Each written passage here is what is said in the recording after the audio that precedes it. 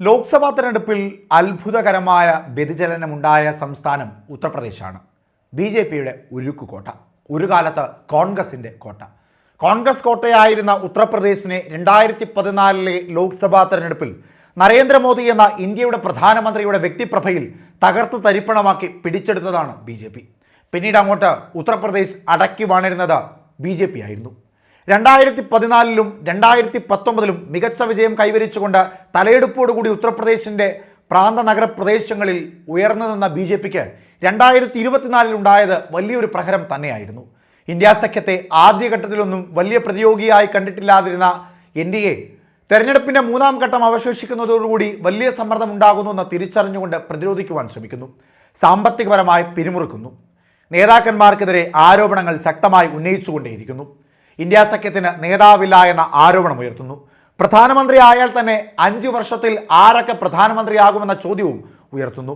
India സഖ്യത്തിന് ഉയർത്തിക്കാട്ടുവാൻ പപ്പു എന്ന രാഹുൽ ഗാന്ധി മാത്രമേ ഉള്ളൂ എന്ന ആക്ഷേപങ്ങൾ ഉയർത്തുന്നു.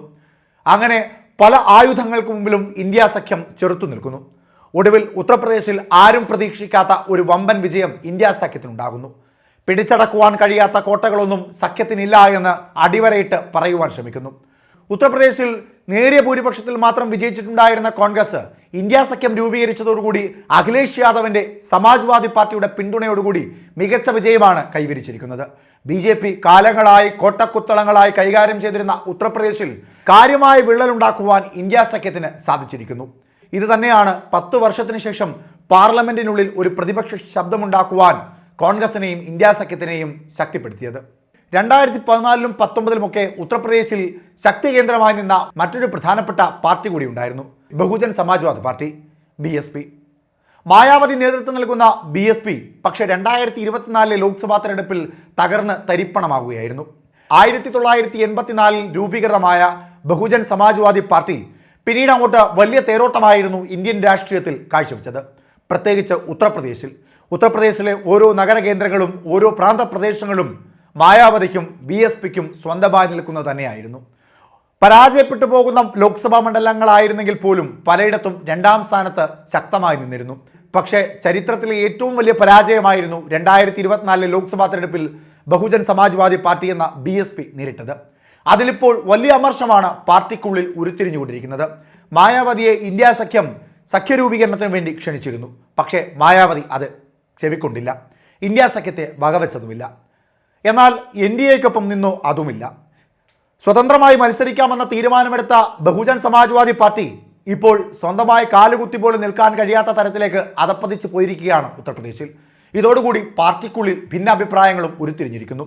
ബി.എസ്.പിയുടെ പരാജയത്തിൻ്റെ ഏറ്റവും പ്രധാനപ്പെട്ട കാര്യം മായാവതി തന്നെയാണ് എന്നാണ് ഇപ്പോൾ പാർട്ടിക്കുള്ളിൽ നിന്നുയരുന്ന ഏറ്റവും പ്രധാനപ്പെട്ട ആരോപണം. ബഹുജൻ സമാജ്വാദി പാർട്ടി പരാജയപ്പെട്ടതിൻ്റെ ഏറ്റവും പ്രധാനപ്പെട്ട കാരണമായി മായാവതിയെ കാണുന്നതിൻ്റെ കാര്യം നിലപാടുകളില്ലാതെ നിശബ്ദമായ പ്രചരണത്തെ നയിച്ചു എന്നുള്ളതാണ്. ശക്തമായ ഒരു പോരാട്ടം നയിച്ചില്ല മായാവതി.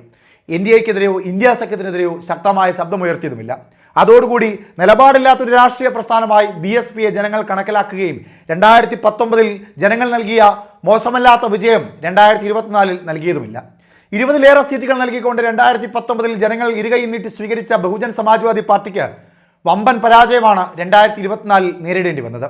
2019-ൽ 19.43% വിജയം കൈവരിച്ച ബി.എസ്.പി.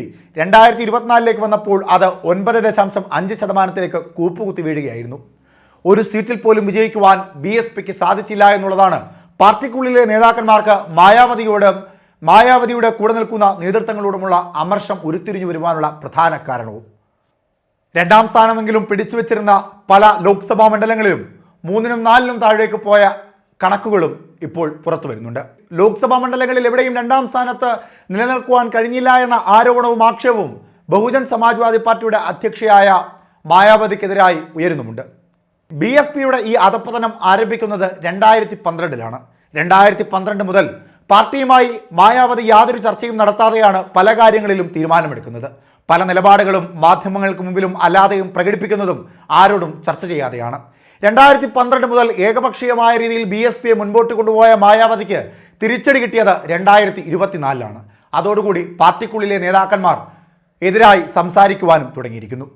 ബി.എസ്.പിക്ക് ഒരു നേതൃമാറ്റം ഉടൻ ഉണ്ടാകണമെന്ന ആവശ്യമാണ് ഇപ്പോൾ ബി.എസ്.പിയിലെ നേതാക്കന്മാർ ഉന്നയിക്കുന്നത്. മായാവതി സ്ഥാനത്ത് നിന്ന് മാറണം. മായാവതിയുടെ സ്വന്തം അനന്തരവനായ ആകാശ് ആനന്ദിനെ കൊണ്ടുവരണം എന്ന ആവശ്യം BSPക്കുള്ളിൽ നിന്ന് ഉരുത്തിരിഞ്ഞു വരുന്നുണ്ട്. ആദ്യഘട്ടത്തിൽ തന്റെ പിൻഗാമി ആകാശ് ആനന്ദാണെന്ന് പ്രഖ്യാപിച്ച മായാവതി പിന്നീട് അത് തള്ളിപ്പറയുകയായിരുന്നു. ഇപ്പോൾ പാർട്ടിക്കുള്ളിൽ നിന്നാണ് ആകാശ് ആനന്ദിനെ തിരികെ കൊണ്ടുവരണമെന്ന ആവശ്യം ശക്തമായി ഉരുത്തിരിഞ്ഞു വരുന്നത്. യുവനേതാവായ ആകാശ് ആനന്ദ് BSPയുടെ നേതൃപദവിയിലേക്ക് എത്തുന്നതോടുകൂടി ഒരു പുതിയ ഉണർവും മാറ്റവും BSPക്ക് ഉണ്ടാകുമെന്ന ആത്മവിശ്വാസമാണ് നേതാക്കന്മാർക്കുള്ളത്. എന്നാൽ മായാവതി ഇപ്പോഴും അതിന് കൈകൊടുത്തിട്ടില്ല. ഏകപക്ഷീയമായ നിലപാട് അവസാനിപ്പിക്കുവാൻ മായാവതി തീരുമാനിച്ചിട്ടുമില്ല എന്ന് സാരം. 2024 ലോക്സഭാ തെരഞ്ഞെടുപ്പിലെ വമ്പൻ പരാജയത്തിന് ശേഷമെങ്കിലും മായാവതി കാര്യമായ രീതിയിൽ പുനഃപരിശോധന നടത്തിയിട്ടില്ല എങ്കിൽ BSP നേരിടുവാൻ പോകുന്നത് വമ്പൻ തകർച്ചയായിരിക്കും. ഇപ്പോൾ തന്നെ പല നേതാക്കന്മാരും കോൺഗ്രസിൽ അംഗമായി കഴിഞ്ഞിരിക്കുന്നു. ശേഷിക്കുന്ന നേതാക്കന്മാർ കൂടി BSP വിട്ടുകഴിഞ്ഞാൽ പിന്നീട് അങ്ങോട്ട് വലിയ തകർച്ചയായിരിക്കും BSP നേരിടുവാൻ പോകുന്നത്. ഒരുപക്ഷെ ഇന്ത്യൻ രാഷ്ട്രീയ ചരിത്രത്തിൽ മാത്രം ഒതുങ്ങി നിൽക്കുന്ന തരത്തിലേക്ക് BSP തകർന്ന് തരിപ്പണമാകുവാനുള്ള സാധ്യതയും കാണുന്നുണ്ട്. അതുകൊണ്ടാണ് ആകാശ് ആനന്ദിനെ നേതൃസ്ഥാനത്തേക്ക് കൊണ്ടുവരണമെന്ന ആവശ്യവുമായി BSPയിലെ ഒരുപറ്റം നേതാക്കന്മാർ മുൻനിരയിൽ നിൽക്കുന്നത്. എന്തായാലും ഇന്നലെയായിരുന്നു BSPയുടെ നേതൃമാറ്റം അടക്കമുള്ള വിഷയങ്ങളിൽ ചർച്ച നടന്നത്. കാര്യമായ അഭിപ്രായങ്ങളൊന്നും ഉരുത്തിരിഞ്ഞു വന്നിട്ടില്ല. വരും ദിവസങ്ങളിൽ അടുത്ത ഒരു മീറ്റിംഗ് കൂടി നടക്കുവാനുള്ള സാധ്യതയും ഏറെയാണ്. അതോടുകൂടി ചിത്രം കുറച്ചുകൂടി വ്യക്തമാകുമെന്ന ശുഭപ്രതീക്ഷയിലാണ് ബഹുജൻ സമാജ്വാദി പാർട്ടി.